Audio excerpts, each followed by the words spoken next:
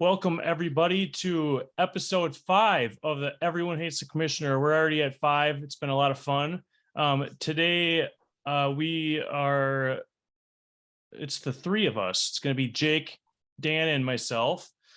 So far, it's been a pretty exciting 4 weeks, I'd say, in football. A lot of unexpecteds and it's a lot of surprises. It's been a lot of fun. So, Dan, we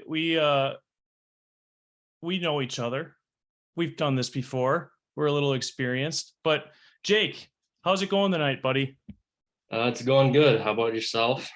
We're doing pretty good. What do you got? Whose jersey are you wearing over there? I see an old powder blue. I love these Charger jerseys. The old Chris Chambers, the Badgers wide receiver way back when. I figured I'd have to bust that one out. I just like those random jerseys. So Stay tuned for the next time I'm on this for my random jersey I have.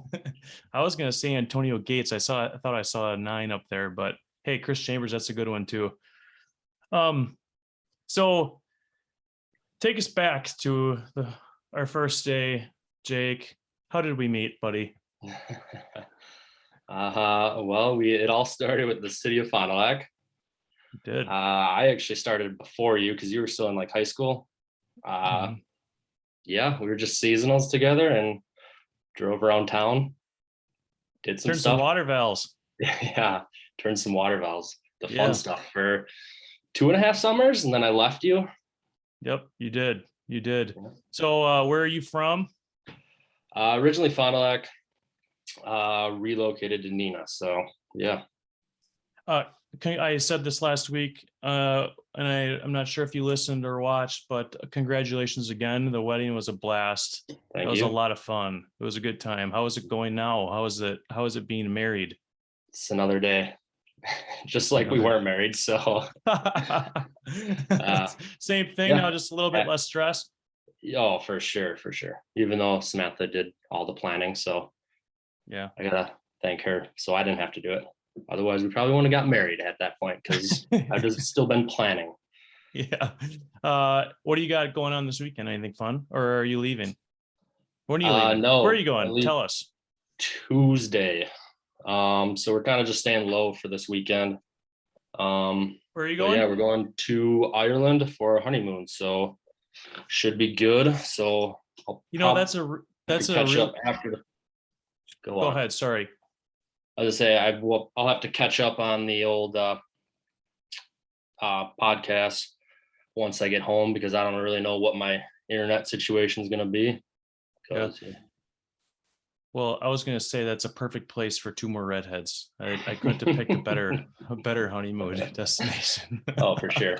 No, like we talked about it though, and we're like, because I have a wedding in Mexico, and I was like, because we were gonna plan on going somewhere in the Caribbean in like November, and I were like, we're going January. Do we want to go back? We could go somewhere else, and then we kind of just threw a dart and it ended up on Ireland. So I'm not gonna be upset about it. So no, absolutely not. So I'm not drinking tonight for work purposes, but hey, do you have a drink of choice on hand, both of you? I just got home from work. Oh, I am repping our advertisement. Look, I have it here, but I'm not drinking anything. We got 3 bottles of Basil Haynes. I'm going on the rocks. Absolutely. That's the only way to go with Basil. Yeah, I figured I'd have to drink Basil Hayden's just because in case they actually do start sponsoring us. We'll send you. I want to at least cash in on some of that too. Yeah, it's kind of crazy in my my golf leagues this summer. There was a guy at our initial league meeting, that I saw the bartender grab a bottle of Basil Haynes. It's like, okay, this guy's got good taste. And then I see the bartender grabbing for the gun and mix it with Diet Coke. I'm like, you gotta be kidding me, dude. I was pretty disappointed. I was like, can you believe that?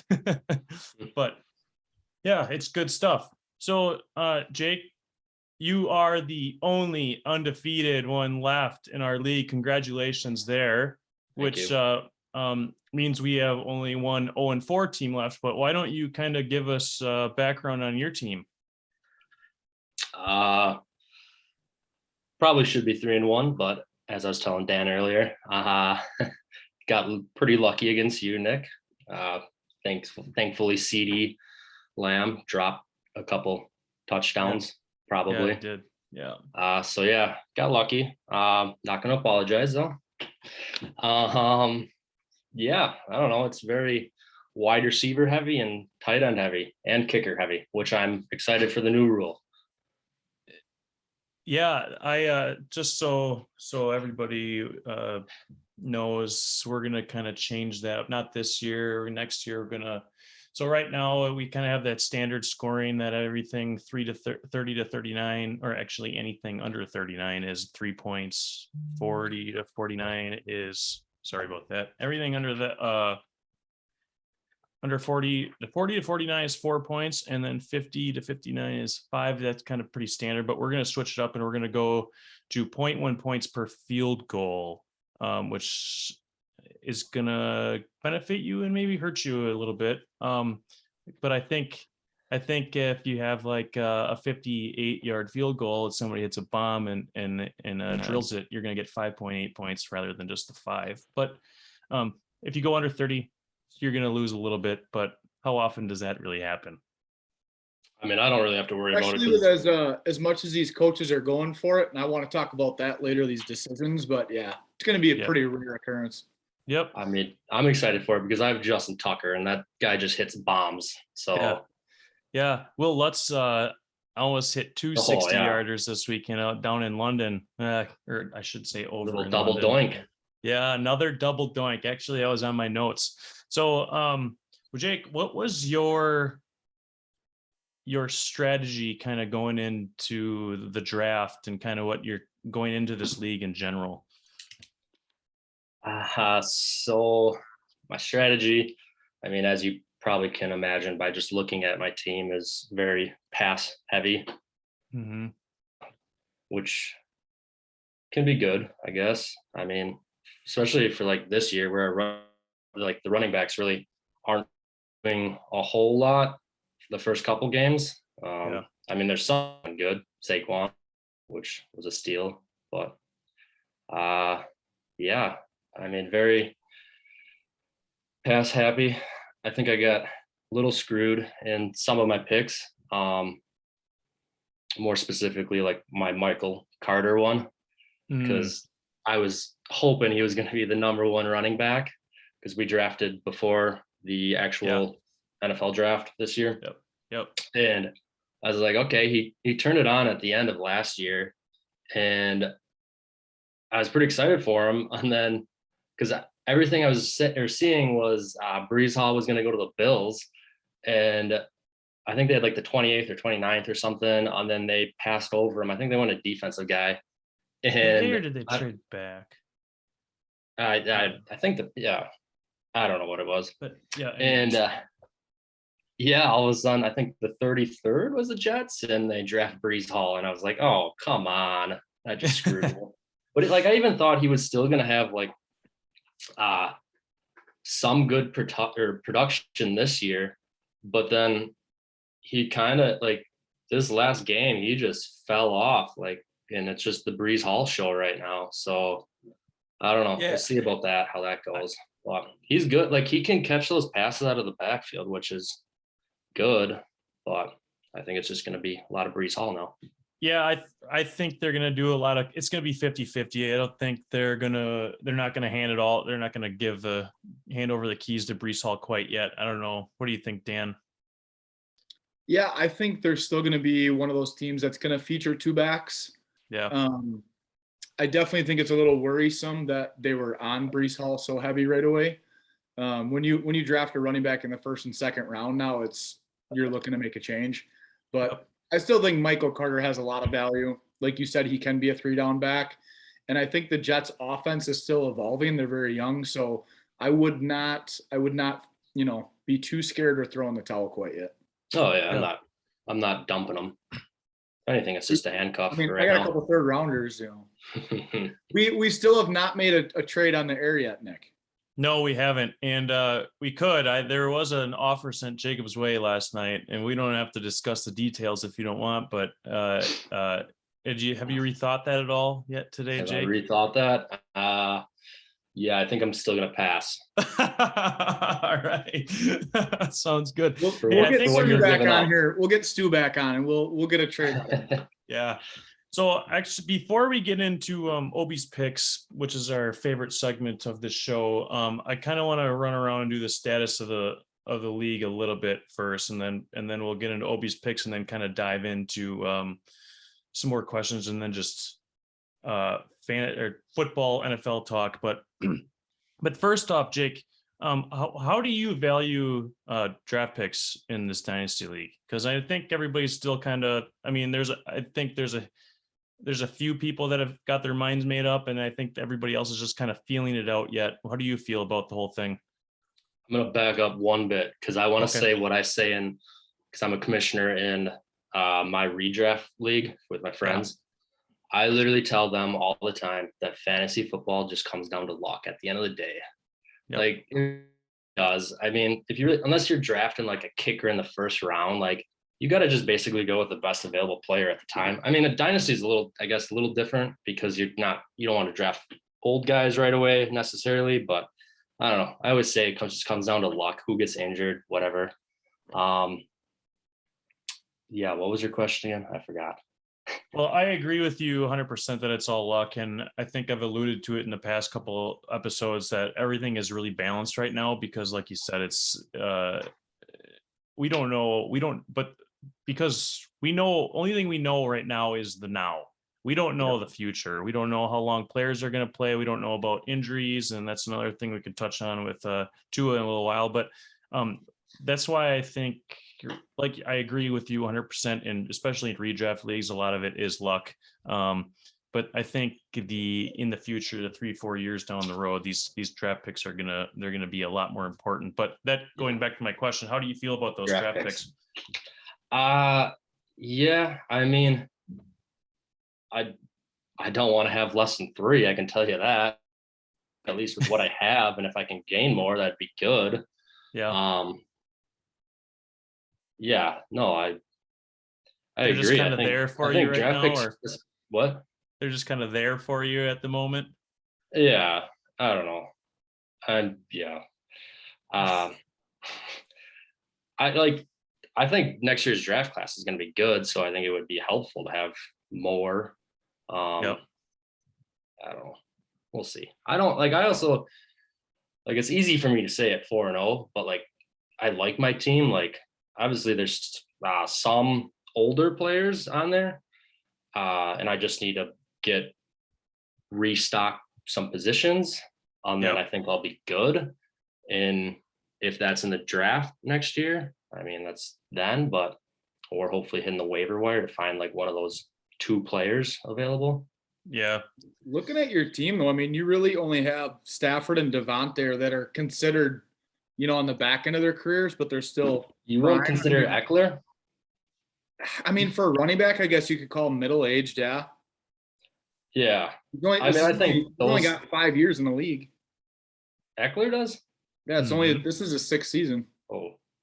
You're pretty young, and you're 7 or 8. You've got a lot of young guys. You've got Carter, you got Jalen Waddle, you've got Zach Wilson, Pacheco, who I thought was a huge waiver wire pickup, Rondell Moore, Drake London. I mean, you've got a lot of young talent on your roster.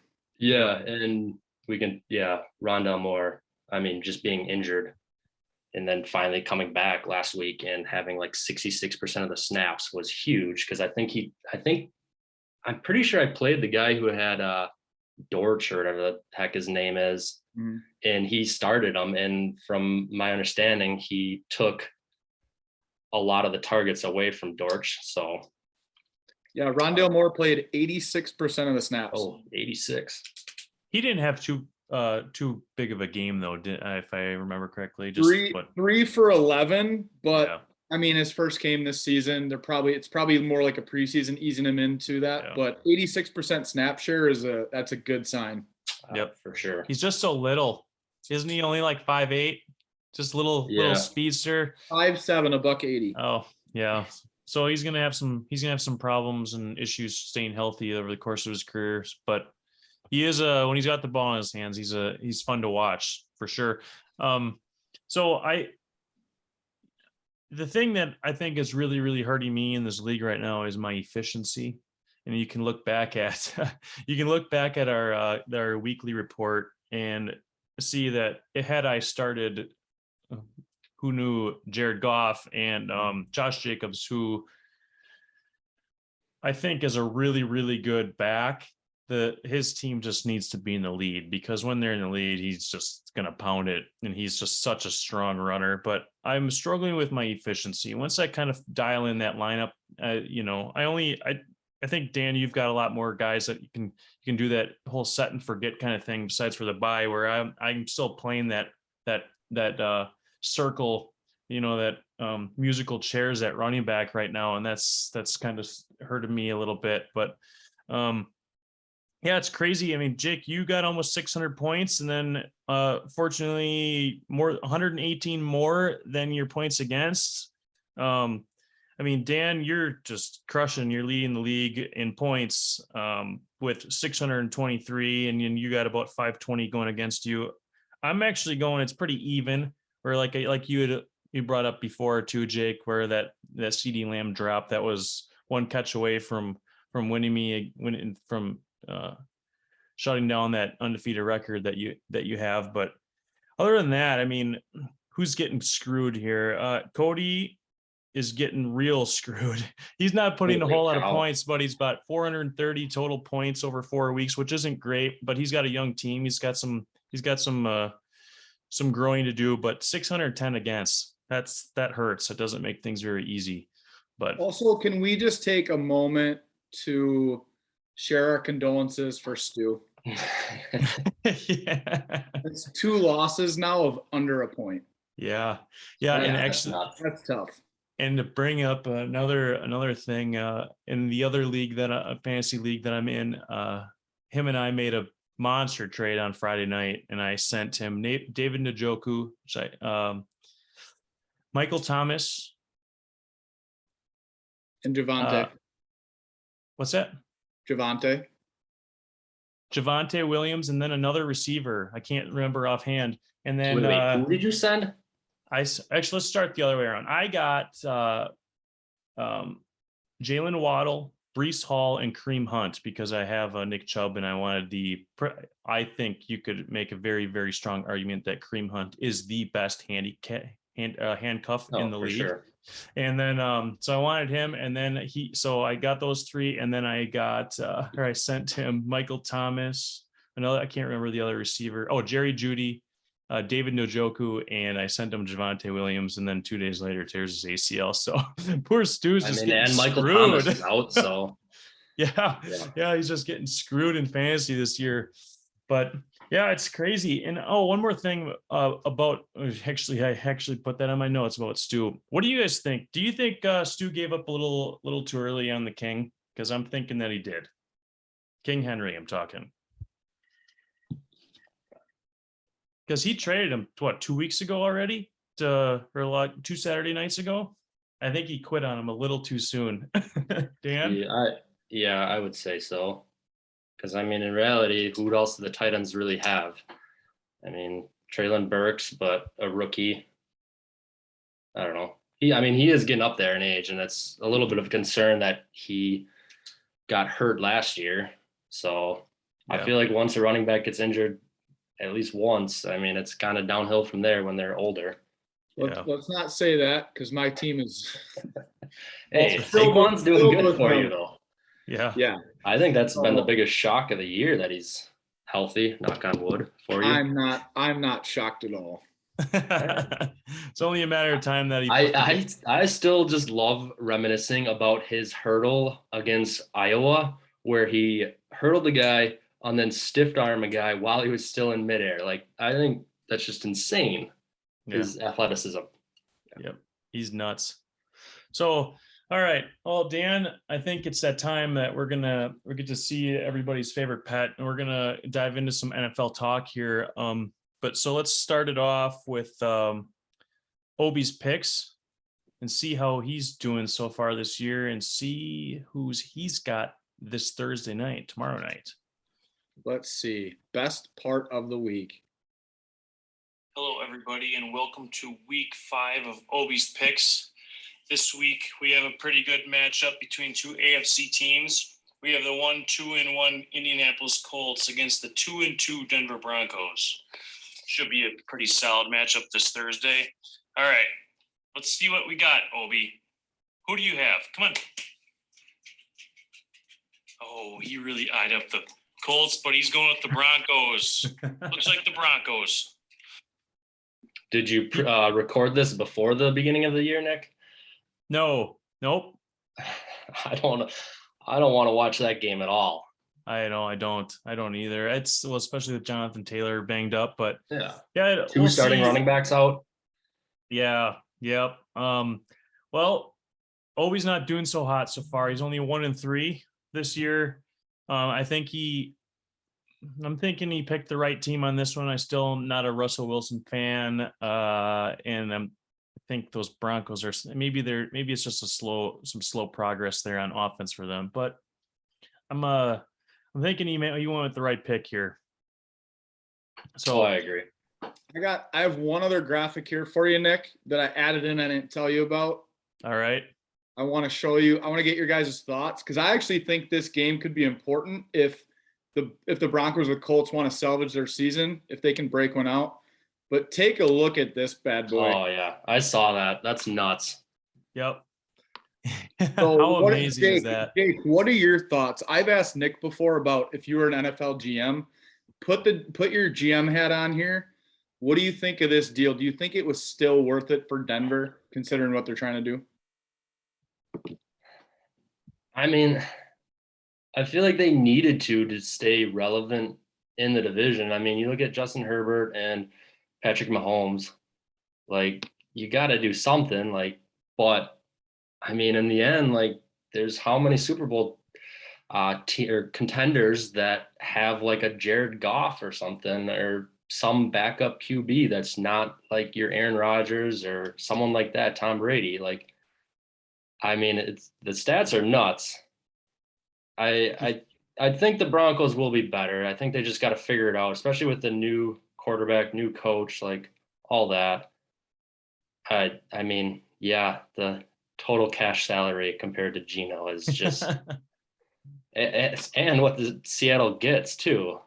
Yeah, I mean, Drew Lock probably won't be much, but I don't know. Serviceable backup in case Geno goes down. Sure.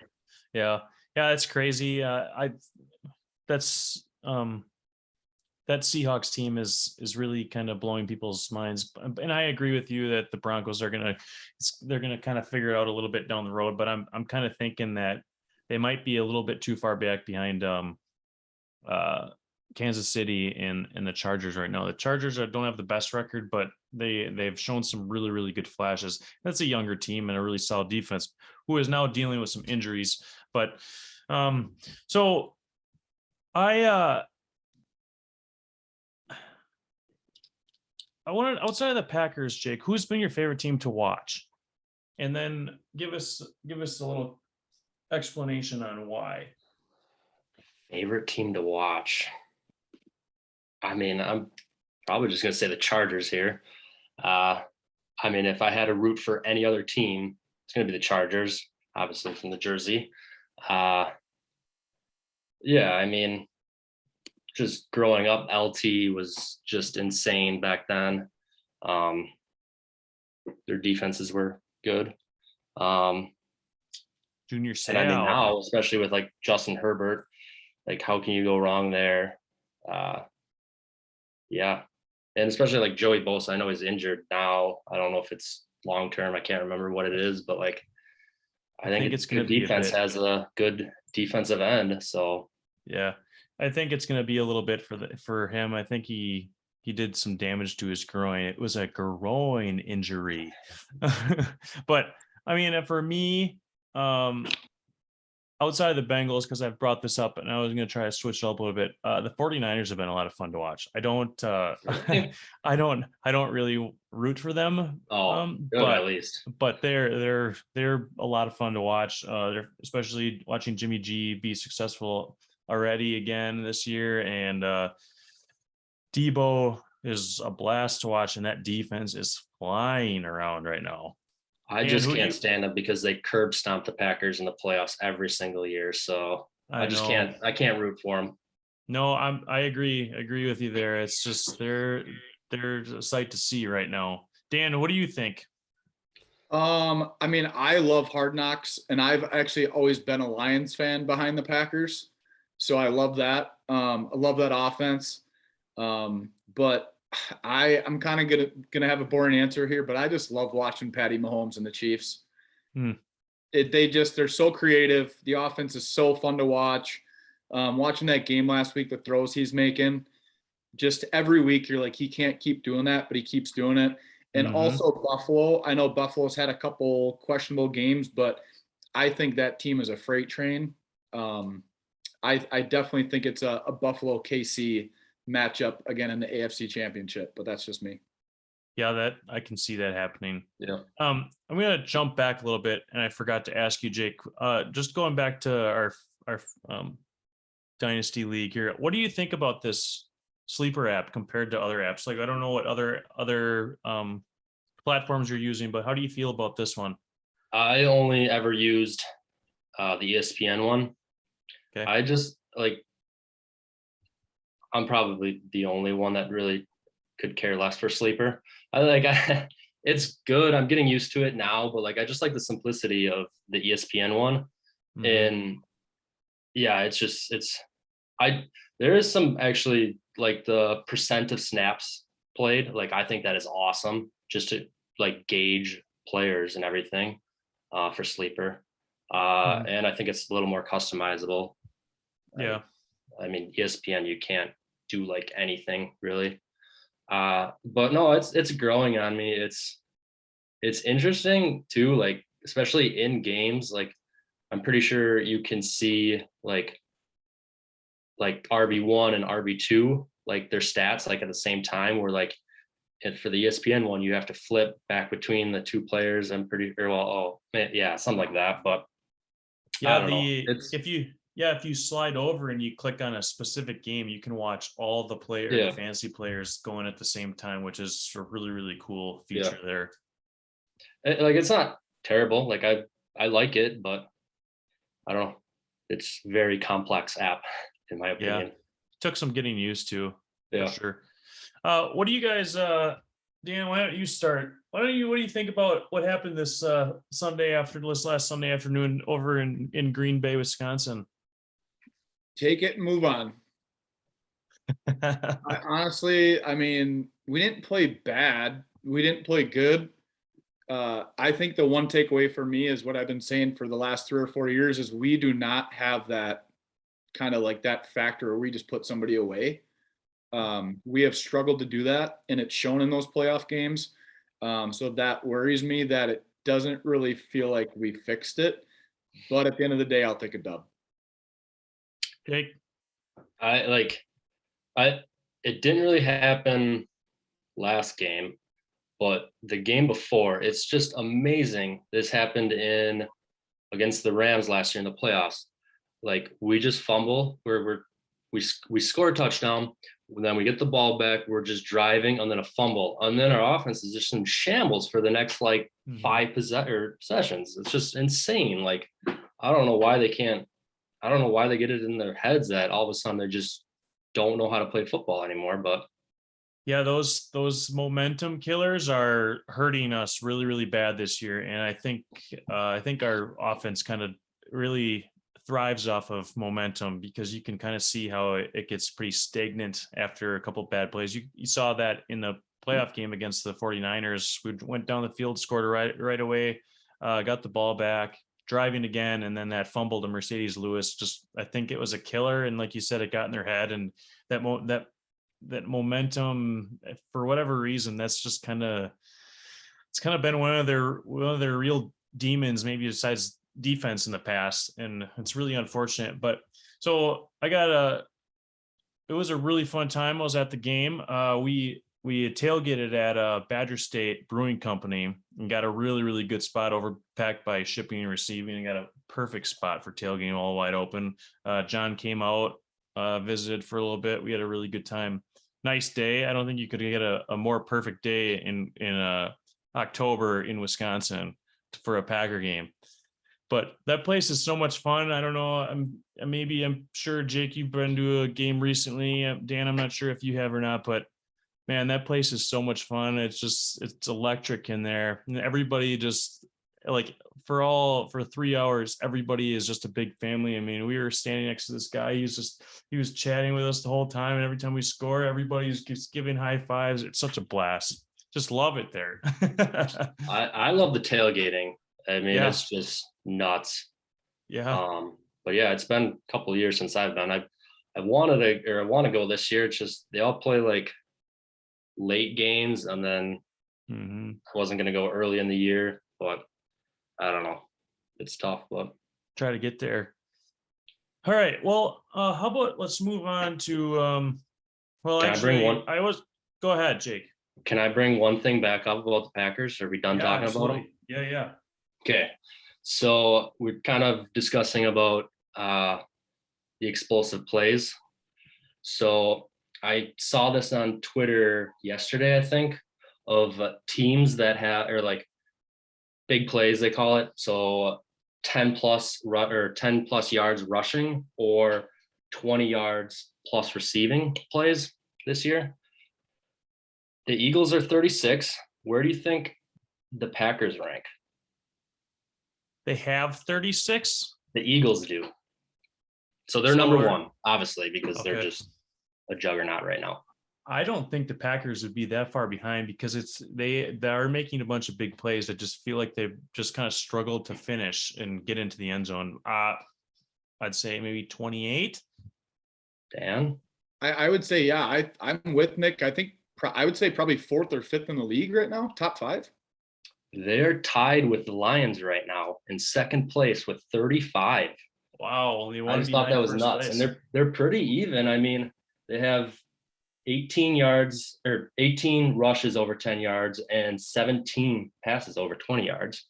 So it's not like the Cleveland Browns who have 28 or 25 rushes over 10 yards and 9 like receptions. So by the way, can we give Nick Chubb the ball on the goal line, please?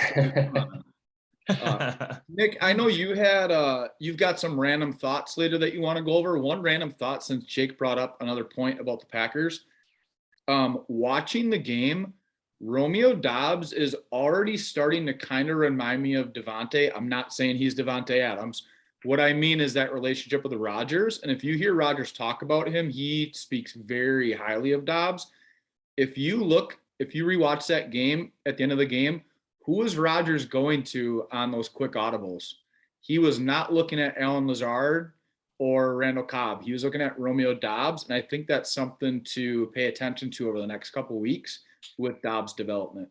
And I think I saw a clip on Pat McAfee yesterday that said he had like some like audible that he called in like training camp or something, and he called it same audible in the game yesterday to Doubs and threw him the ball and he caught it. And he's like, yeah, this is how wide receivers get more passes thrown their way if they connect with the quarterback. So that's actually, it's funny you bring that up because I forgot to bring this up before I started trying to bail on the Packers right away, move on. But that was on my notes. Is I think the Packers have found a diamond in the rough in the 4th round in Romeo Doubs. And you're right. He was talking about a check that he had called in training camp, and he picked up on it. And I think he looks good. I think it says something too that the Patriots were putting their number 1 corner on him towards the end of the game because they saw what was going on. He was eating him up he was primarily, from what I saw, usually on the right side of the field when they were driving, but he looked really good. And talk about those Packers wide receivers, especially Watson. I actually was just watching that interview. I don't watch the whole 3-hour Pat McAfee show. I usually just watch the 45 minutes that he's got Rodgers on, but he was talking about Christian Watson, and he was saying that he actually reminded him of Devontae Adams early when he was a rookie. He said that every time he was looking around or, if you watch film, Devontae was open more often than not. And he said that Christian Watson reminds him a lot because he said he needs to start giving him a second look because usually he's open, and it's maybe not because of his route running. He said he's got some work to do on his route running, but he's just got that crazy speed, and he's gonna pull away from people. I mean, and not to mention he's on the sleeper app. They list him at 6'5", and he runs just under a 4.4. That's crazy. That's crazy talk. Here's a throwback stat for you. In 2015, Devontae Adams dropped 12 of the 96 passes thrown his way, and Pro Football Focus had him ranked as number 118 of 119 players who played at least 25% of snaps. So don't forget that Devontae had a case of the dropsies his first 2 seasons too. Yep. Obviously, Dobbs is struggling with the same thing, drives me nuts, but I am pretty excited about that guy. I like Watson. I think he's that athletic freak.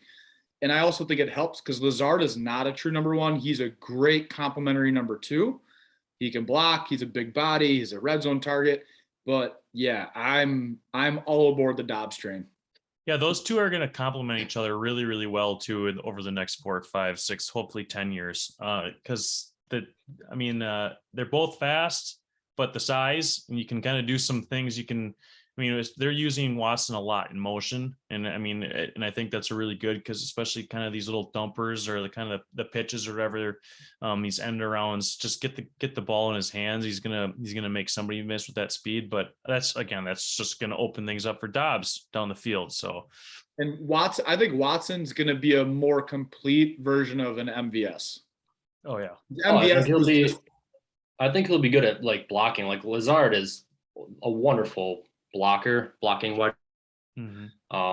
But yeah, he had a quiet 6 receptions for 116 that game. So yeah, for sure. And you can see that little trio that came out of Washington: the McVay, Shanahan, and now. There's more than that though. Well, no, those 3 guys that are successful right now at head coach. The one thing in common there is their wide receivers have to block, and they do a damn good job at it. The Vikings coach was there when they were there, and then there's someone else. Mike McDaniels was with all those guys in San Fran. Yeah, that's the last one. That was in San Fran. Yep. Yeah. How do you feel about the redheaded stepchild for the wide receivers core? Amari Rogers. Oh, damn.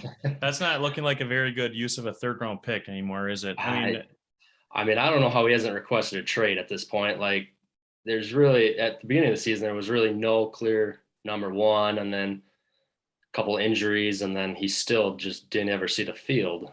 Yeah. I don't know. The rumors out of camp, though, was because our young guys looked so good, they actually thought Amari Rogers, if he wasn't such a high draft pick, he was probably going to find himself as the odd man out. Yeah. He would definitely get picked up by somebody if he, got released to the practice squad. But yeah, I think his days are numbered. Which is crazy too, because if you, I remember in training camp, they were so high on him. There's a lot of articles about him because he struggled his rookie year, but they said he came back like 15, 20 pounds lighter. He looked like he was in really good shape, bigger, faster, stronger, the whole deal. And it's just they just threw him back to return kicks, and that's pretty much it. I don't know have you guys seen him out on the field on offense? I don't know if I have. I get on like Monday morning, I follow a couple of Packers reporters, and they tweet out the snap counts. And I don't think I've seen him on more than 5 offensive snaps. It's Chicago. He played 1% of the snaps and had -1 points. And in week 3, he played 5% of the snaps. That's probably it then after that, huh? He had 3 kick returns last week, but did not play offense. Jesus. Yeah. All right. Well, I'm gonna transition over into we got 31 other teams to kind of brush on here for a little bit. Number 1, I'm gonna start here, and then you guys can kind of run with this one if you want. I'm gonna start with the New York Football Giants. Nick, do you want to go through the surprises and disappointments since we may or may not have the New York Football Giants in there? Do you not read the notes, Nick? Yeah, I did. I'm getting ahead of myself as, No, you're as good. usual. Yeah, Do you why don't want we to do that? Do you want to do that, or do you want to do some? Do you want to do that and then side notes? No, why don't we do that first? Let's do our predictions and we'll go do those. Yeah, this is a segment Jacob created. We each put out a couple surprising teams and a couple disappointing teams. So let's start with that. Lovely. All right, so some disappointing teams. Jake, who do you got first as your first big disappointment for this season? Oh God. Can you pull up the graphic? Because I feel like there's a lot. I forgot already. Bam. Colts. Oh, for sure. Yeah. And this goes on to my one of my bold predictions. I don't know how you got to start Matt Ryan, but he's bad. That's where QBs go to die in the Colts. That's crazy. I mean, especially with Jonathan Taylor injured now, like it's just not good. And I believe their main, I can't think of what his name is, Leonard, I think their linebacker. Yeah, Darius Jackson. Leonard. Been injured and now he's got a concussion or something, broken nose. So just a dumpster fire right now. I guess you could have looked at it last year where they blew it against the Jags to get into the playoffs. All they had to do was win, and I mean they were going to be in. And maybe that's just they can't get over that little hill right there. But it's not looking good. Nick, what do you think about the fantasy side of things for Indy? Their two wide receivers are looking okay. I brought him up. Alec Pierce looks like he's having a pretty strong rookie campaign already. Jonathan Taylor, who I think was pretty much the unanimous, like, oh, there you go. He wrote that was the clear cut number one guy in fantasy in pretty much all leagues. And it's too bad they're struggling. And I'm not sure if it's the quarterback play that's kind of loading up the box that's kind of forcing him to struggle, but their O-line is also extremely banged up. Yeah, they're dealing with some injuries, like Jake said, but yeah, it's Pittman's look good. Yep. That's a disappointment down there in Indy so far this year. Well, I'm with you guys. I do still think Indy, though, if they can get healthy, I do think they're still a dangerous team. They're definitely not a contender, sure, but they could definitely upset some teams down the road here for playoff positions. Yeah, like they did against Ryan's got to figure it out, though, essentially. Yeah. But, yep. All right, Jake, who's your second team? Do you remember? It would be the Panthers, right? Bam. Yeah. This is another one that Baker Mayfield, yikes. He does not look good. Yeah. DJ Moore's got Odell Beckham Jr.'s dad on speed dial right now, just clipping a bunch of videos of Baker just misthrowing them right now. There was one I saw today. He was just wide open, and I think he either threw it like 5 yards short or like 5 yards over the top of him. I'm like, come on. I don't know. I mean, CMC's been good or decent, I guess. I mean, I also think I'm pretty sure you guys didn't bring up coaches. You were talking about coaches fired last week, right? Or potentially getting hot seat. Yep. Matt Rule. I don't see how he makes it past this year. Yeah. He'll go back to college. You know who their offensive coordinator is? Is it Matt Nagy? No, it's the former head coach of the Giants who was fired because he had no creativity. Because he ran a QB sneak on like 3rd and like 14 and their own like 5-yard line or something stupid. That was bad. Yeah, I mean, you've got CMC, who is legitimately probably the most, when healthy, obviously one of the most matchup proof players in the entire game of football. He's averaging 4.7 yards per clip on a terrible team, but yet they can't do anything. It baffles me. Last year, they didn't have a good quarterback in CMC. Well, maybe it's 2 years ago. CMC still puts up good numbers with bad quarterbacks. It's just Baker's. I don't know. That was also that's something I wrote down watching highlights. Is this Baker Mayfield experiment was an epic fail, and they're going to be trying to move on I wouldn't be surprised if they moved on before the end of the season. Tried to, I don't know if they have a rookie or who. Oh, they do. They have Matt Corral, I believe, right? Yeah, I think Yeah. Sam Darnold might be getting back soon, maybe, but Honestly, though, I have not been a Sam Darnold fan since college. no, Clearly, he fooled Baker everyone was last year for like a couple games. Yeah, he's not the answer either. So I liked that they brought in Baker. I am not one of those Baker haters, but in my opinion, this is the most painful team to watch in the NFL right now. Yep. The coaching, the play calling, and obviously I'm very invested because I have CMC, so I want them to succeed. But it's tough to watch these guys. Yeah, absolutely. All right, Nick, we're going to year 2. I'm not sure which one you have first, but we've got a team from your AFC, your vaunted AFC West. All right, I'm gonna go with the Las Vegas Raiders here.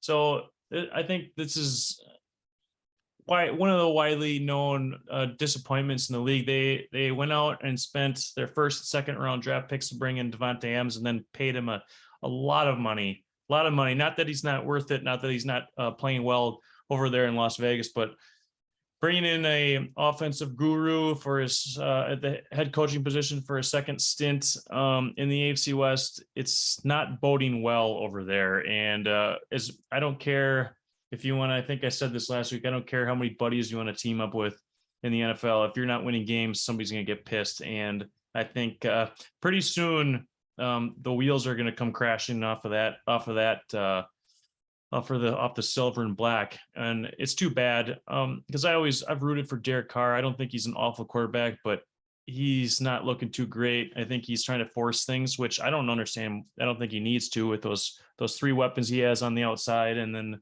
a couple good backs to hand off the ball to. So yeah, that's been one of my big disappointments this year. So Jake, I want to ask you, you can see they've actually been pretty explosive. You brought up the explosive plays by Philly. So Vegas actually has been pretty explosive. Josh Jacobs, obviously last week, pretty kind of skewed those numbers. You see the fantasy stats at the bottom. Jake, would you be like looking to buy low on some Raiders right now if you could get your hands on some of these guys? Or are you kind of sold? I already have Devontae, so I'm not. I mean, in all honesty, the only one really would be Josh Jacobs. I think Darren Waller, he's got to be older, right? I'm pretty sure. I think he's 30 or 31. Yeah. Derek, yeah. I mean, he just signed an extension for like 3 years, but in reality, that doesn't mean anything nowadays. 30 years old. Yeah. Derek Carr, yeah. I don't know. And I honest to God, don't even know their other wide receivers. When you said they had their three options out there, I had no idea who you're even talking. Oh, Hunter Renfrow, but he's been hurt. Yeah, no, I'd stay away. I mean, I drafted Devontae after he already decided to go to the Raiders. So I just think that was a safe pick because him and Derek Carr were just best friends back in college. So, he's going to try feeding his friend, and it's still Devontae Adams. It's not like Devontae lost anything. Well, he's still wide receiver 8. So it's not like that was a bad pick, Like you said, Devontae's floor is pretty high. For sure. He's not going to fall out. He's not a guy that's going to lose you games. Yeah. Cool. Last one. Last disappointment. Who do you got, Nick? I have the Green Bay Packers last fall and the New England Patriots. They had a very, very good year with a rookie quarterback last year, with Mac Jones, and I think you got to give a lot of credit to Bill Belichick and Josh McDaniels there to kind of put them in some good spots, but after making the playoffs last year to start off 1-3, they've been a pretty big disappointment. I don't know if you noticed, but they don't even have an offensive coordinator. They never. Isn't that Matt Patricia? Yeah. Matt Patricia's calling the offensive plays. That's a really great idea. But I heard Bill makes his coordinators coach like every single position so they can be a more well-rounded, but like, I don't know. Yeah, they're struggling, and I know Mac Jones got a little beat up. But man, they're letting her down this year after last year, and I mean it'll be interesting to see what kind of steps that team is going to make in the near future to get back to winning football. See, my takeaway from that is that was the most predictable offense they could run last week. Like they ran it on the first 2 downs, and then it was 3rd and 5. And then of course they're going to have to throw the ball. Like you have a rookie quarterback who did pretty good for only playing 1 year in college. Like why not let him throw it? Like what does he have to lose in Lambeau when you're in a game? Like obviously no one thought they were going to win, but like let him throw it. Like how are you going to learn from your mistakes as a quarterback? Like they needed to take the training wheels off, in my opinion, but I don't know. Nick, is there any New England Patriot that you would want to have on your roster for our dynasty league for the next 5 years? No, not right now. I know that Ramon Stevenson, people are pretty high on him, and I think this is his 2nd year in the league. But at the same time, I don't remember the last time there's been a feature back in New England. Maybe you could go back to Corey Dillon. Maybe one after that, Ben Jarvis, Green Ellis. Maybe I'm not sure. That's a fantastic name, by the way. That's a stretch, yeah. But still, Sony Michelle there for a little bit. Little bit, yeah. But he had James White, 3rd down. Yep, exactly. So I just don't trust Patriots running backs in fantasy. I never really have. It's just been kind of a last second option if in case of injury or bye, and hopefully it was a receiving one in a PPR league, because the rest of it, you just never know what happens. So I stay away from that. And that was actually my favorite stat when I was doing the research this week. They have no players in the top 15 at any position in fantasy. Damn. That's crazy. You would think any team, or pick a random team, would have somebody in the top 15 at some position. Yep. All right. So let's go over to some surprises. Let's talk about some good stuff. We talked about some teams that are struggling, but Jake, who do you have that's really surprising you so far this season? The Giants. Who do you got first? The Dolphins. There we go. Shocker. What's going to be the next one? We'll pop them both up there. I think right, Nick, you said Tua was suggested so which is concerning. Yep. So like I was gonna say, maybe I sometimes I get my weeks messed up, but I think it's pretty clear the NFL does not care about concussions. And I said that about that one that Patrick Mahomes got kneed in the head a year or 2 ago, and then they brought him back out at halftime when it was very, very clear that he had a concussion. Then with this Tua thing on Sunday, when he got knocked down and he could barely stand up and was struggling there. And then they throw him back out in the second half again. And 4 days later, let's throw your franchise quarterback back out there without letting his noggin heal, I don't care if the coaches say as much as they want to say that they went through the right steps.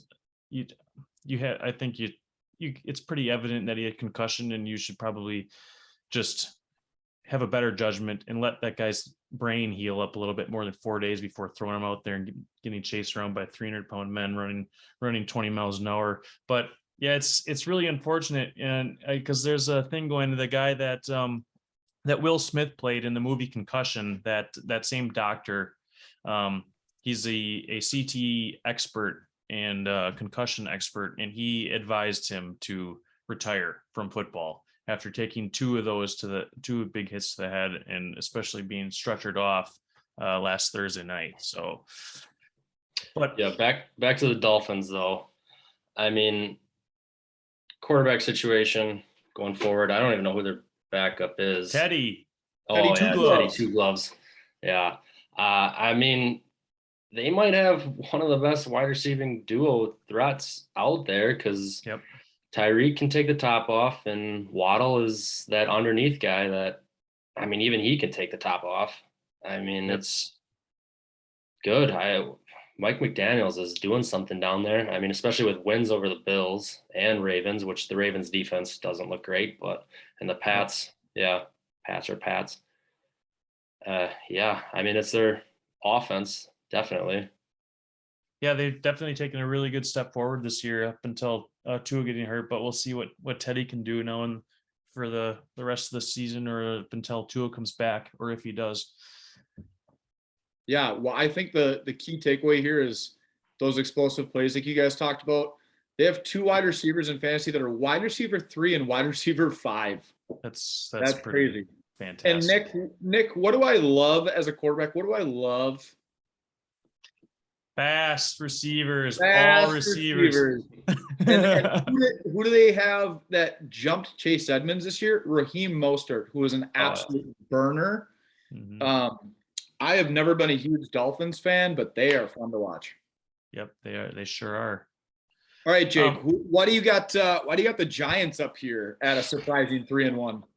I mean, the record is surprising, but I mean, they look good. Saquon looks good. I mean, Daniel Jones, I think, is a knockoff version of Josh Allen. But I mean, if you can be half as good as Josh Allen, I think you're doing good there. They look good. I don't think they'll win this week, but they don't really have that. Their wide receivers are just kind of a mess. But I mean, especially when they paid Kenny all that money. Yeah, but he's not even playing. I mean, I think they're surprising at 3-1. I agree. I agree with you 100%. If you wouldn't have called that, I probably would have had that on one of my surprising teams. But I'm going to disagree with this whole Daniel Jones thing. That's, in my opinion, they need to move on. I think Brian Daboll was salivating at the idea of coaching Saquon Barkley. I mean, how could you not be? But DJ is holding them back, and they're still 3-1. And their receivers, like you said, it's now the Sterling Shepard being out. That's going to hurt them even more. But man, they need to get when they're probably best option at quarterback is Saquon Barkley. You got a problem. Oh, I agree, and I think Daniel Jones throwing not great, but running he's fast, and I mean I don't think he's terrible at running as a running quarterback, but obviously that's not going to get you anywhere just running. The big thing in the pros is when you have that dual threat quarterback, even if you have a heavy box, which the Giants are going to see with Saquon, when you have a running quarterback, the defensive ends can't crash. They have to stay home. Yeah. So that in and of itself opens up the box a little bit. And I agree with you. I'm selling Daniel Jones. I don't want him as my franchise quarterback, but he does help their design right now. I don't know if it's sustainable, but he actually does help open up that edge. And Saquon is obviously a great cutback guy. So it's working right now, but I'm curious what you guys think their chances are to sustain this success. Obviously, Philly is probably the top team in that division, but Jake, what do you predict for the rest of the season for that NFC East? I mean, I think Philly is the number one. I think it's basically the Commanders suck. I mean, that's pretty simple. Yeah. I see Dallas being number 2 and Giants falling off, probably going 500 or right around there. I mean, that's big if. I mean, if teams figure out how to stop Saquon and make Daniel Jones throw, it's going to be a completely different game for them. But I mean, for right now, they're 3-1, so they're sneaking some games out. Yeah, Nick, I mean, do you think Mike McCarthy and the boys can challenge Philly for the East? No. I think the Eagles are pending injury right now. They're probably the most well-rounded team. So I think this is kind of the Eagles' division to lose. Are the Cowboys 3-1 right now? Or are they 2-2? 3-1. I think they're 2. They are 3-1. Yeah. Oh damn. Well, that's a tough. Well, they have that NFC East has got a good start so far. I don't think so. I think the Cowboys have some glaring issues yet, but no, I think this is the Eagles' division to lose. Cool. All right, Nick, you got two teams that are surprising you. We talked about one a little bit earlier, but we'll pull them up. Give us your insight in why you're thinking Seattle for one of the surprising teams this year. Okay, I'm gonna give you I have a question for you guys, and then maybe you can pull the next one up. Well, going into the start of the season, if you had to pick the bottom three teams in the league, who would you say they would be? Seahawks, Texans, and Bears probably. Okay, Dan, what do you think? I had Atlanta, Houston, and the Jets. Okay, so I was gonna say personally, it was gonna be the Seahawks and the Falcons and the Bears, and that's why these two of my surprises are gonna be that are what I thought was gonna be in the bottom three in the league. Well, they're both 2-2. I think that's been a really, really wonderful surprise to watch these guys, especially Seattle going into a lot of unknowns at the quarterback position, and they're doing a hell of a job playing good defense, and Geno he's looking good. I don't think he's a franchise quarterback. I mean, he's 31 already, but I don't know if you can rely on him for the next few years, or if for him to even sustain what he's doing now for the rest of the season. But that's been a lot of fun to watch them. They're doing a really, really great job. Rashad Penny, he's picking up where he left off last year. And so I think some people were pretty high on him going into the draft. You know what's crazy about the Seahawks is that NFC West, everyone's 2-2 in there. Yeah. Everyone thought it was going to be like the AFC West that was going to beat up on everyone, but right now it's the NFC West is just kind of no clear person in front right now. And what did everybody think the worst division in the NFC was going to be? We just talked about them. The NFC East. Yeah, they've got. I think they have 11 wins between the four teams, which is just crazy. Yeah. Yep. All right. So Nick, you can talk about more. I popped up Atlanta there for you, and it's funny. I actually included. You just talked about it. I said they were predicted to finish as a bottom three team by just about every network and media outlet. Yep. But why do you have Atlanta as a surprise here? Well, like you said here, that's a good stat you put up there. Every game that's been decided by 4 points or less. Well, they've been hanging in with some solid teams. They were getting beat up pretty early by the Los Angeles Rams, but they came back and they made it very, very close. Like you said, I thought before the season started, they were going to be potentially the worst. And with the Seahawks, I was going to say maybe somebody should tank for Bryce Young or whatever quarterback is going to be number one next year. But yeah, these guys are making it they're making it tough not to root for them, especially knowing that they don't really have playoffs in the future this year. But it's been a lot of fun to watch these guys hang in tough with some of these better teams.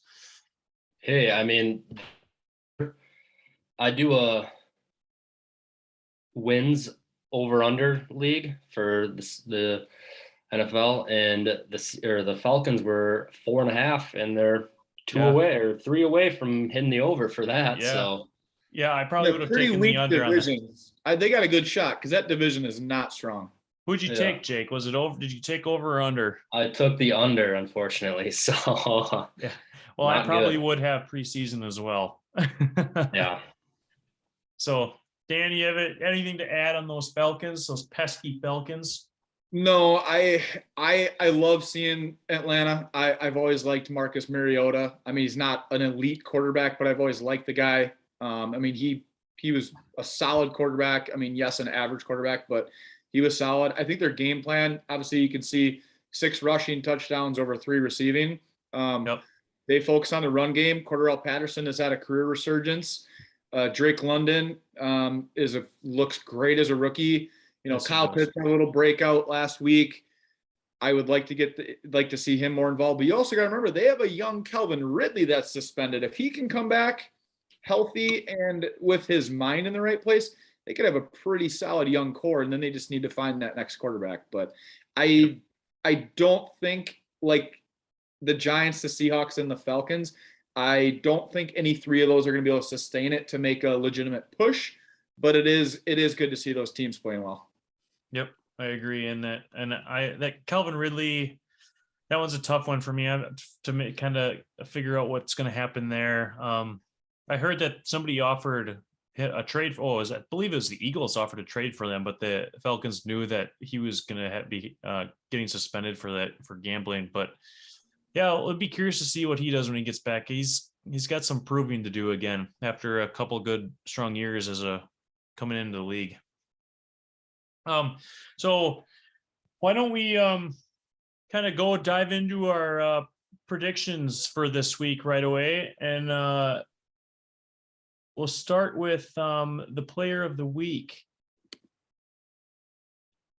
All 30 of them that I was going to say. Yeah, right. Yeah, Jake, who'd you have for your player 4 or week 4? Well,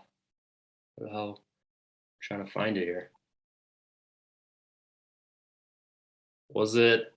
Oh, I know. Rashad Penny, because I don't think he'll be a player of the week again. Yes. Yep. I mean, there was like 5 of them you could choose from, like Josh Jacobs, TJ Hawkinson, Miles Sanders, and there's one more I can't think of. Oh man, I don't know. Rashad, they scored a lot of points. I mean, they won, so that helps them. I'd laugh at the Lions because they have scored the most points and they've also given up the most points. Yeah. So, I mean, maybe it's nothing, but like I said, I don't foresee Rashad Penny being the player of the week again. So that's why I nominated him. I like it. I mean, 157 yards, 2 tutties. You got another guy who finished the same, Nick. Who's your guy of the week? Well, this is the 4th week in a row now, and it's kind of hurting a little bit because these guys, 2 of them have been on my bench that I was not playing, maybe even 3. I can't remember who I did, maybe last week's too, but I know Garrett Wilson in week 2 blew up against the Browns. And then who did I have on the bench this week? That's poor old Josh Jacobs. Well, we didn't really expect them to be kind of piss pounding. Oh shit, who were they playing? I don't remember who they were playing, but they were beating up pretty good. And like I said before, they're playing the Broncos. The Broncos, yep. So I was, like I said before, if they get up and they're winning the game, he's one of the best closers in the game, and he is a sneaky good receiver. So he had a hell of a week. Like I said, I just have to be a little bit more of an efficient fantasy player and get those guys in the starting rotation at the right time. Well, Jake, you just go with 10 guys who you can just play every week, and then 10 guys who you know you're not going to play, and then you don't got to think about it. Yeah, right. Well, Jake, who do you have? Who are you excited to watch, and who do you think is going to be the man next week? I believe he's your guy, Tyler Algier, or whatever the heck his name is. I mean, with Cordell going down, he's in his 9th or 10th year right now, so who knows how much longer he has, but yeah, we'll see. I mean, there might be a little bit of a running back committee there with, I feel like, a very unknown player just getting 11 rushing attempts last week as well. But I mean, if Tyler can get her done, I think he might take that starting job, which is unfortunate for me having Cordell Patterson, but yeah, 84 rushing yards on 10 carries and one catch for 20 yards last week. He looked good. They're pretty high on him there. I think they're really hoping that he kind of takes over as that feature back when Cordell's had his times done. And I thought he was going to take over eventually the starting role, and then I think training camp came out and Cordell was like the clear number 1, and they were sticking with him. So, and he's done pretty good this year. But yeah, it'll be interesting to see what happens here going forward. Yep. So Dan brought this up when we were setting this visual up. This is the 2nd week in a row that we picked players that are actually playing against each other, which is kind of fun. I'm going to go with Leonard Fournette. I think this is a get right. Oh, they're playing the Falcons. I think this is a get right game for the Buccaneers this week after kind of getting beat up a little bit in Kansas City on Sunday night. I think they're going to get get ahead, and I think Lenny's going to pound the ball and he's going to have himself a day, which may not bode well for Tyler Algier. I guess I don't know how to say his name quite yet, but because I think they're going to be losing. But yeah, I see Lenny having a good day. It'll be a fun weekend. I want to ask, because we haven't talked about the Bucks a lot this year, Nick, and I know you like to spice every week up and talk about some new players and new teams. Yeah. I'm curious what you guys think about the Buccaneers this year. If you think the end is in sight, or if you just think the injuries have kind of held them back. Jake, go ahead. I think the end is near. I honestly, God, don't know why Tom Brady came back. Like, you won everything. Like, you are the greatest quarterback ever. Why come back for one more year? I mean, I don't know. I mean, injuries are definitely hindering him, but I definitely did not think they were going to be that good this year. But there's still a lot of time to play here. So, Nick, I'll ask you the same question. I want to hear your thoughts on the team, and then I want to do a follow-up for you. As that fantasy team is starting to age, is that a team that you're selling your stock in now? Well, I'll start off. I agree with Jake. I think the end is relatively near. I think their cap situation isn't in a very good spot. Even with kind of Payne and Tom Brady, just kind of getting the cut on a cheaper rate on him. He's done that his whole career, but they're paying a lot of guys. They're banged up, and Tom Brady, this team's still going to be in the playoffs. They're still going to win the division. So I don't see them like just shitting the bed and being a 6-11 team this year. I still see them being 11-6 or 10-7, but it's still going to be enough to win the division. The Saints are not going to be with Jameis out. Jameis is hurt again. Saints don't look that great either. And then obviously the Falcons and the Panthers are a work in progress yet. So it's their division to lose. But going to your second question, yes, in the near future, I think it's about time to start moving on from those guys. Stu is pretty excited about having Lenny Fournette on his team, and I think he might. I think he's still got a couple good more years in him, but it's gonna be a different Buccaneers team next year without Tom Brady. It'll be interesting to see. Then somebody else might take over that division. Hey, who says he's done next year? Well, I think he's got a lot of free time, is what I've heard lately. So, well, let's go into our locks and our upsets. This is always a fun one. Look at that! I'm 4-4 at 500. That's not too bad. Three and 1 the last 2 weeks, Nick. That's right. And the guest, I'm blowing them out, so you guys got to step it up a little bit. You got 2 games I'm ahead. Yeah, Jake. Who do the Chargers play? Who do they play? I don't know. I can't think. I don't know why I don't have this off the top of my head. I don't know either. I know we did have this up. You said they had this in your thing here. Chargers to win outright against the Lions. No, I'm sorry. No, Cleveland. That's the Cleveland. That's your other one. Yeah, and it's at Cleveland too.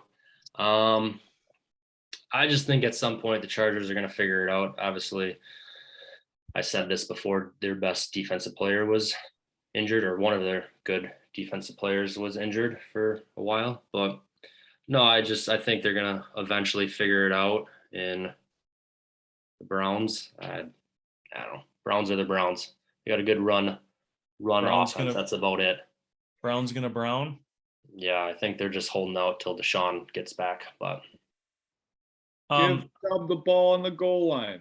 Yeah.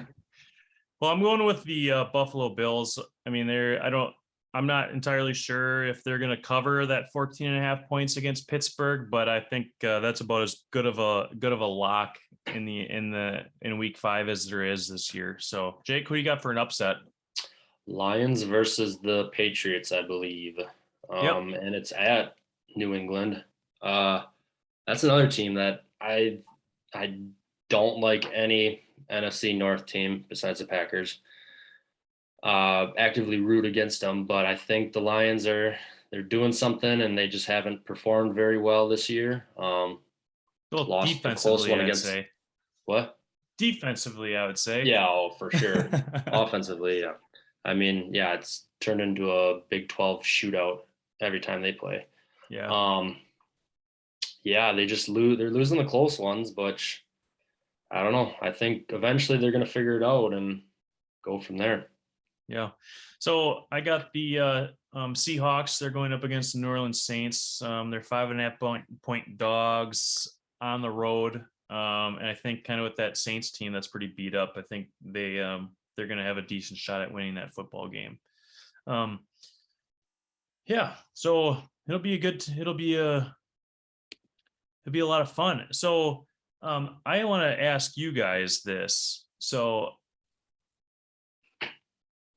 who do you think is the 32nd ranked team in the league?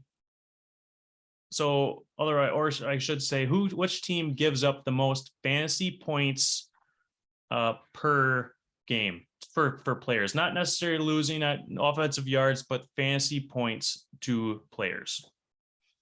I mean, is it the Lions? Yes, actually, I thought Dan would have jumped on that one. It is the Lions. I was gonna say Seattle. Okay. Seattle's at 27. So they're not too far ahead. But you want to know a really surprising one. Where do you think the Baltimore Ravens are? 30 probably. Their defense is bad. 31. And then the Chiefs are right in front of them. So the Ravens, where they're so high, everybody's so high on those Ravens, man. They're defensively not looking so good. Didn't they lose a defensive player though? I thought they lost one of their main guys. I can't think of. So, and another point I want to make about those Baltimore Ravens, do you know who they're playing this week by chance? Yes. Cincinnati Bengals. Yeah. That's right. They play the Cincinnati Bengals. And would you like to know how many points per game that they give up to wide receivers? Well, you know who I like, Jamar Chase. They give up 50.2 points per game to opposing wide receivers, which is first in the league. Okay. All right. I'm going to let's spin it around a little bit. What about, who do you think gives up the least amount of points in the NFL for fantasy points allowed a game? This might be weird because their defense isn't elite, but I feel like their style, I'm going to go with like a crazy guess of Cleveland. I feel like the Eagles are a safe pick, but yeah. I mean, honestly, I think the Packers would be up there if they didn't just blow the first game of the year. But I'm just going to go safe pick Eagles. All right. So Dan, your Browns are at 11 and Philly's at 10. And who's leading the league for points allowed per game is going to be the San Francisco 49ers. So if you have any Carolina Panthers this week, watch out. How did we not guess that? Yeah. That would actually be my lock of the week. When you talk about matchups, how Green Bay does not match up against San Fran, watching how bad the Panthers are against how good that Niners D is, that game could be ugly. Yep. So I'm pretty excited about the and I know I'm just kind of talking about my players here because I can't really remember who you guys have offhand, but the and then I'll ask you where you think the Packers are. But one note is Houston Texans. Oh no, where is it?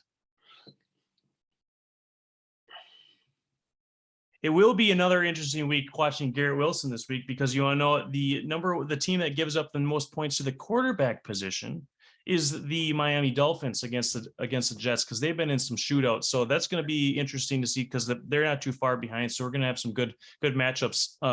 It'll be a lot of fun. I mean, that Cincinnati Baltimore game on Sunday, that's going to be a lot of fun to watch. I think that's going to be one of those. I think that's Sunday night, I believe. But where do you guys think the Packers are? For offensive fantasy? Nope. Points allowed. Yes. I would say bottom half, but I don't think terrible. I'll say 17, 18. I still think they're top 10. I mean, they just had that one shit game when I think they'd be really up there, but and they're not giving up a lot of points. So yeah, you're probably closer. Yep, they're actually ninth, and when you say, which is really impressive, and when you say they had that shitter of a game, I think that was a lot of offensively. I don't think they didn't give up that many points in Minnesota that first week, even though it felt way worse, but we didn't give up that many points. But so the Packers looking good there, giving up, so they're not doing so bad on defense, not as bad as what we thought. All right, I'm gonna run through 4 teams here. All right, I want your initial reactions for the both of you. We're going to start off. This is a little fun thing. I after having 4 teams wearing alternative jerseys this week. Ooh, How yes. fun was that? I love that you're asking this because, oh my God, I'm not going to ruin it, but I'm so excited right now. All right. We're going to start off with the team that played last Thursday night. Ready? The white hot Cincinnati Bengals. What did you guys think of those jerseys? I loved them. I mean, yeah, just all white was the way to go. Sick. Oh, yeah, for I actually had this ready, Nick. Did you? Dude, I am in love. Yep. That was awesome. Their white helmets too. Just yep. And just nice. little bits of that orange trim just for a little pop. Oh Yeah. man, I love. You remember when every Thursday the NFL has had the color blast night? Color rush. Oh my gosh, yeah. Absolutely love those jerseys. All right, so this one wasn't really as much of a jersey, but more so a helmet. The New Orleans Saints. What did you guys think of the new helmet that they had? I didn't see it. Jake didn't see it. It was black with gold face mask, and then kind of down the middle they had little Saint symbols over there. You have to take a look at that one sometime. That was pretty sweet. With the all white jerseys as well. I would rank it below Cincy, but I did love that jersey. Okay. The New York Football Giants. What did we think about those throwback Giants jerseys? No bueno, huh? Too plain for me. Like the colors not matching the helmet and the jersey. Like I get it, and the Giants are, an old school team. Boring. I didn't mind. I like that little bit of a lighter. I mean, I do like I like the throwback stuff, but I understand what you're saying. All right, one more. I do like the Saints, by the way. I looked them up, and those look awesome. Yeah. So I have one more, and I'm going to leave this for last, but because I'm not really sure what y'all are going to think. The Washington Commanders. What did you think about those all black? I liked it. I liked really? them. Yeah. That was a lot of black. There was hardly any accent there, which I still like them. Dan? They're modeling their Pittsburgh Steelers. So, you gotta look like a good franchise, and maybe you'll play like one. So yeah. I didn't hate those jerseys. They're okay. I think I just am a little biased because I'm not a fan of the franchise. I'm not a fan of the rebranding. Didn't hate it. I liked it. It was new. I like new.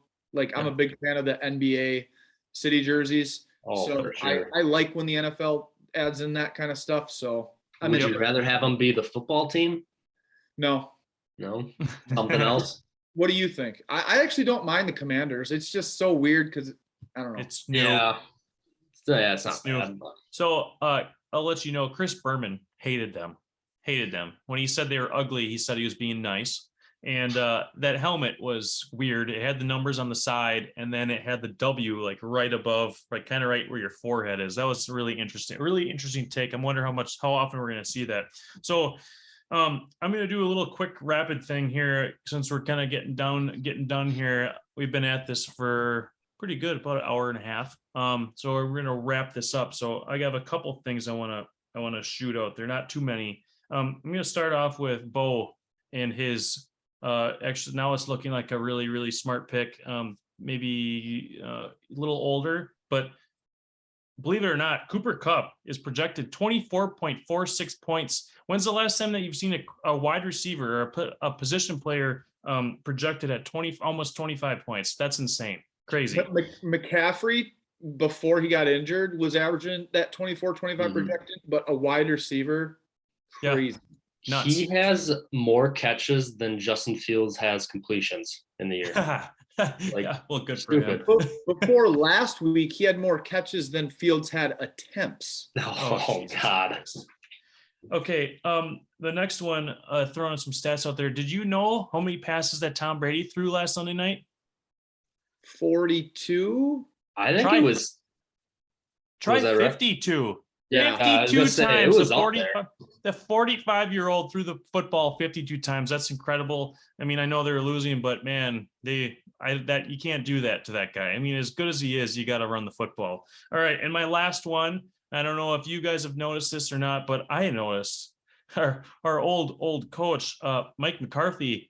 He looks like he's slimmed down a little bit. Have you seen that? I don't know. Maybe we'll have to pull up an image next week or something. But he looks like he's looking pretty. He's looking in shape. Maybe he doesn't want to get the slack from the Packers fans when they come to Green Bay in a little bit of all the cheese curds and all the shit that he was eating here in Wisconsin. But hey, well, looking good down there in Dallas.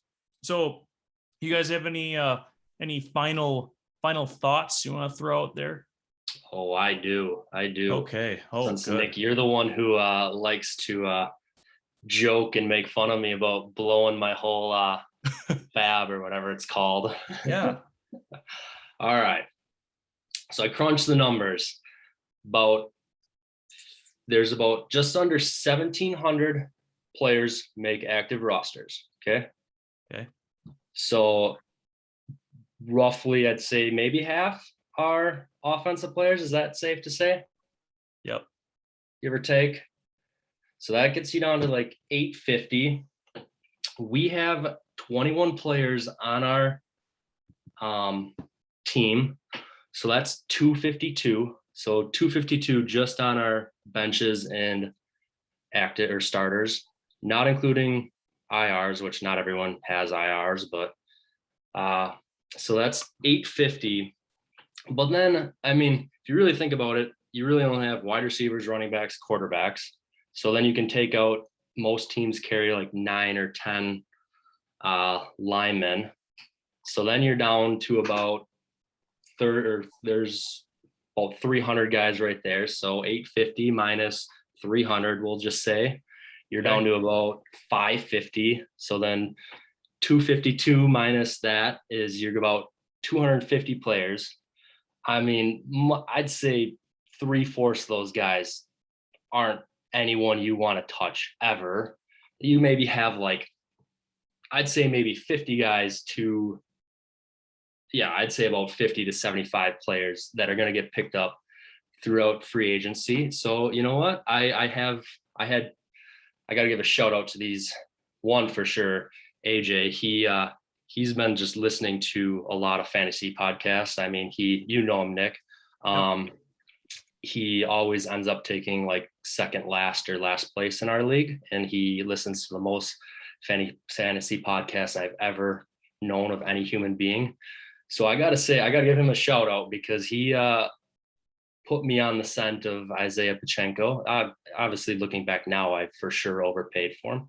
I don't care though, because I went out there and I got him. The other guy I think is a little bit of a project for right now. Definitely overpaid for him. I mean, I just think if you want a guy, and like for Dan, you went after Latavius Murray and Boone, who I think Boone will be interesting to see with Gordon's fumble. But yeah, like I said, if you want a guy, go out there and get him. Who cares what you spend? Because I really don't think there's going to be that many players that are going to get picked up throughout the year. Like, obviously, you're going to be juggling some defenses and stuff like that, kickers. But I'll defend my He's trying take to defend on his honor. No, yeah, for sure. I said at the start of the broadcast, I think that was a great pick, and I told Nick before, I'm not a big fab guy. Like, I tried trading you some fab earlier in the year. I don't want it. Like, you can try, but like I don't. I feel like I just don't need the money. I mean, I didn't know your style, so I was like, hey, if he wants to burn it up, it's not that important to me. Yeah. Nick knows I went after those guys for a different reason. But I'm not going to share. But I'm working behind the scenes, working on some stuff. But I'm with you, dude. Like, if you want a guy, go get him, especially in a dynasty league. Like, if I was doing that for like a guy who has like 8-9 years or like 1 year left to play, like, then yeah, I would like throw a red flag on it. But I mean, Pachenko is a rookie he's a rookie. So like, he got in the game last week and had 11 rushes for, I think, like 80 yards or something. So like as a rookie, like Especially I in can an just offense like that wants speed and Oh, wants playmaking. yeah. So like I said, Nick, I'll defend it. I don't care. I'll eat all the jokes from you. You know, I love teasing you, Jake. I like teasing a lot of people. Dan, any final thoughts? No, I want to congratulate Jake again on his wedding and have fun on your honeymoon. Yeah, don't send me any trades. I know I always feel bad because like I will throw a lot of trades out there and I try not to be that guy that's like, I'll give you this no-namer for your starting quarterback. But at the same time, you can't get a trade done if you don't throw some feelers out there. So Yep. Brian, Kai, Stu, I apologize for all the offers, but I'm going to keep sending them your way. But Nick, again, thank you for having me on the program. This is the highlight of my week. Getting that Obi's picks every Tuesday night. It's a lot of fun. So I'm glad that you could pop on with us, Jake. Yeah, thank you for having me. And I mean, my suggestion of uploading it to Spotify worked for us, so Yeah, you can watch it there, which is nice for me, just sitting in office all day. So Yep. Yeah, it looked really nice on there too. And yeah, thanks, Jake, for coming on. Dan, thank you again for all the stuff you do here at the visuals. That's awesome. Everything, it always looks good. It really adds to this, and it's a really good addition. So next week we're gonna throw a little curveball. We're gonna have a guy that's not in our dynasty league, a guy that I love talking football with. He's a avid Bears fan, so that'll be fun to talk. And then I think we'll have a couple more guys in the league after that. So thank you again. And it's been a lot of fun. And I can't wait till next time.